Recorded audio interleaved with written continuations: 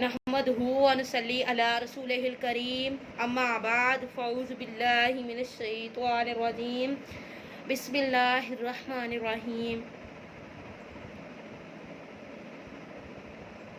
ज़ुबान की हिफाजत कीजिए। अल्लाह ताला की अजीम नेमतों में से एक नेमत ज़ुबान भी है। ये एक ऐसी अजीम नेमत है जिस पर दुनिया और आखिरत की कामयाबी का इन्हसार है। ठीक है, दुनिया और आखिरत में कामयाबी चाहिए, कामयाबी सिर्फ ज़ुबान की हिफाजत करो। चुनाचा कहते हैं सैयदना उक़बा बिनते आमिर रज़ियल्लाहु ताला अन्हा फरमाते हैं, मैंने रसूल सल्लल्लाहु अलैहि वसल्लम से अर्ज़ किया क्या निजात है, कि निजात क्या है? तो आप सल्लल्लाहु अलैहि वसल्लम ने इरशाद फरमाया अपनी ज़ुबान को कंट्रोल में रखो, अपने घर में रहो और अपने गुनाहों पर रोया करो। क्या करो? 3 काम बताया।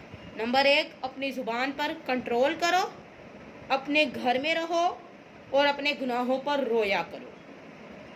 कहते हैं गौर फरमाइए कि निजात के मुतल्लिक सवाल किया तो आप सल्लल्लाहु अलैहि वसल्लम ने फरमाया ज़ुबान को कंट्रोल में रखो, यानी ज़ुबान को रोक के रखना कामयाबी है, जो दुनिया की भी हो सकती है और आखिरत की भी। दुनिया आखिरत में कामयाब होना अपनी ज़ुबान को कंट्रोल में रखो। इसलिए रसूल ने फरमाया कि जो शख्स 2 चीज़ों की हिफाजत का वादा करता है मुझसे करेगा, मैं उसे जन्नत का वादा करता हूँ, मैं उसे जन्नत की ज़मानत देता हूँ। कहते हैं इरशाद पाक है जो शख्स मुझे अपनी ज़ुबान और शर्मगाह की ज़मानत दे दे मैं उसे जन्नत की ज़मानत दूँगा। छोटी बात है, कितनी बड़ी बात है ना, कि मेरा रब खुद कहता है। आप से पूछा गया कि मुझे कोई ऐसा अमल बता दीजिए जिससे मैं जन्नत में दाखिल हो जाऊं। आप सल्लल्लाहु अलैहि वसल्लम ने इसके जवाब में भी ज़ुबान की हिफाजत पर जोर दिया। क्या कहा? ज़ुबान की हिफाजत करो।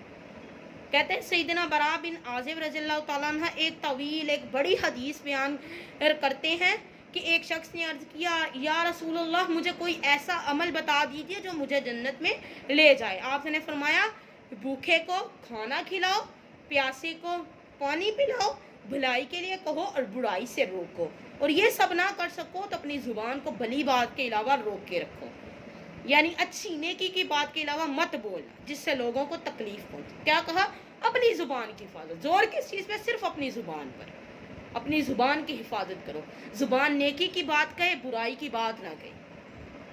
अगर नेकी का हुक्म नहीं दे सकते तो बुराई की बात भी नहीं करनी। कोई ऐसी बात नहीं करनी जिससे किसी मुसलमान बंदे को दुख पहुंचे, तकलीफ पहुंचे। कहते हैं बाज़ औक़ात इंसान एक कलमा ज़ुबान में से निकालता है, वही कलमा जन्नत में ले जाने का सबब है। कोई ऐसा कलमा निकालता है जो जन्नत में ले जाने का सबब बनता है। और कभी ऐसा होता है बाज़ औक़ात कि ऐसा कलमा हम निकालते हैं जिससे हर बंदे को अज़ियत पहुंचती, तकलीफ होती है किसी बंदे को, वो हमें जहन्नम की तरफ ले जाता है। वो कलमा, सिर्फ एक वो कलमा जो होता है वो हमें जहन्नम की तरफ ले जाता है। रब की नाराज़गी, बंदे किसी बंदे से बात की, उसे बुरी लगी है, तकलीफ दे रहे हैं। एक हदीस के अंदर आता है कामिल मुसलमान, मुकम्मल दीन वाला मुसलमान, कामिल मुसलमान इंसान वो है जिसके हाथ और ज़ुबान से दूसरा मुसलमान महफूज है। आज अपनी हालतों की तरफ खुद गौर करो मोमिन बंदियां, क्या आपके हाथ और ज़ुबान से दूसरा मुसलमान महफूज रहे, फिर आप मुकम्मल दीन वाली हो।